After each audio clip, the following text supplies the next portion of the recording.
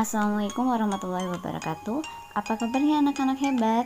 Semoga sehat selalu ya. Masih bersama Ustazah Fitri di tema yang keempat, berbagai pekerjaan. Kali ini kita akan membahas jenis-jenis cerita fiksi dan unsur-unsur cerita. Pada KD 3.5 yaitu menguraikan pendapat pribadi tentang isi buku sastra seperti cerita, dongeng, dan sebagainya. Sebelumnya kita membaca doa terlebih dahulu ya. Bismillahirrahmanirrahim. Raditu billahi robba wabil islami dina wabi muhammadin nabiyya wa rasulah. Robbi zidni ilman warzuqni fahman. Amin. Ada yang tahu apa itu cerita fiksi? Ya, cerita fiksi adalah cerita yang berdasarkan imajinasi atau hayalan seseorang, bukan kenyataan. Cerita fiksi memiliki berbagai macam jenis. Berikut ini jenis-jenis cerita fiksi. Yang pertama, cerita jenaka, yaitu cerita yang membawa kesan menggembirakan karena kelucuannya.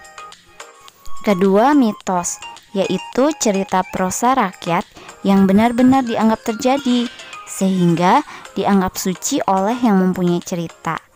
Mitos ditokohkan oleh para dewa atau makhluk setengah dewa. Yang ketiga, legenda, yaitu cerita prosa rakyat yang dianggap benar-benar terjadi, tetapi tidak dianggap suci. Contohnya, Sang Kuryang dan Malin Kundang. Dan yang keempat, dongeng, yaitu cerita yang tidak benar-benar terjadi. Contohnya seperti Aji Saka. Selanjutnya fabel, yaitu cerita yang menceritakan kehidupan hewan yang berperilaku menyerupai manusia. Cerita tersebut tidak mungkin kisah nyata. Contohnya seperti kisah semut dan belalang.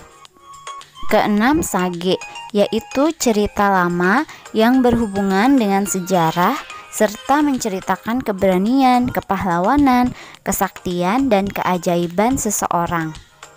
Selanjutnya, cerita pendek adalah cerita berbentuk prosa dalam ukuran yang luas, yaitu cerita dengan plot dan tema yang kompleks, karakter yang banyak, dan setting cerita yang beragam.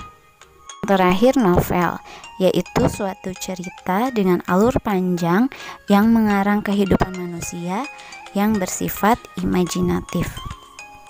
Bahas unsur cerita. Unsur cerita terbagi menjadi dua, yaitu unsur intrinsik dan unsur ekstrinsik.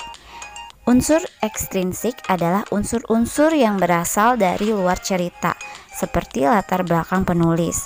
Sedangkan unsur intrinsik adalah unsur-unsur cerita yang berasal dari dalam cerita itu sendiri.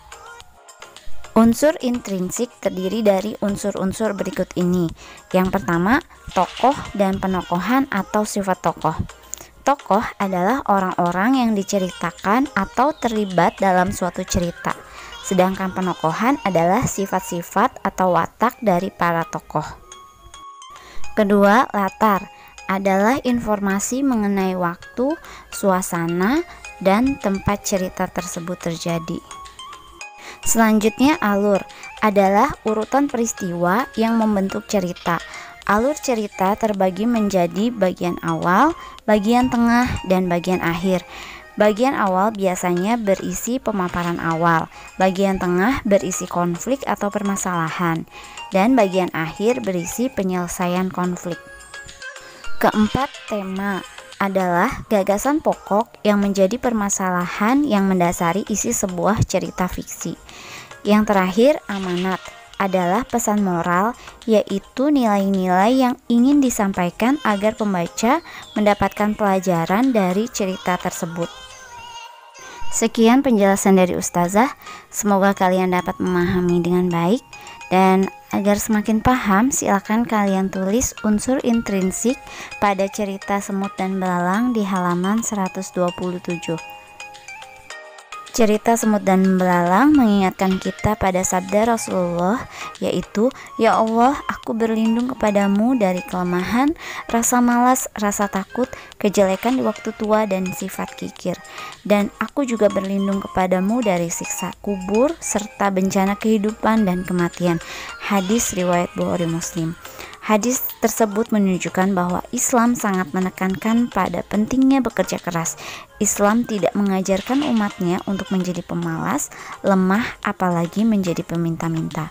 Sekian dari Ustazah. Wassalamualaikum warahmatullahi wabarakatuh.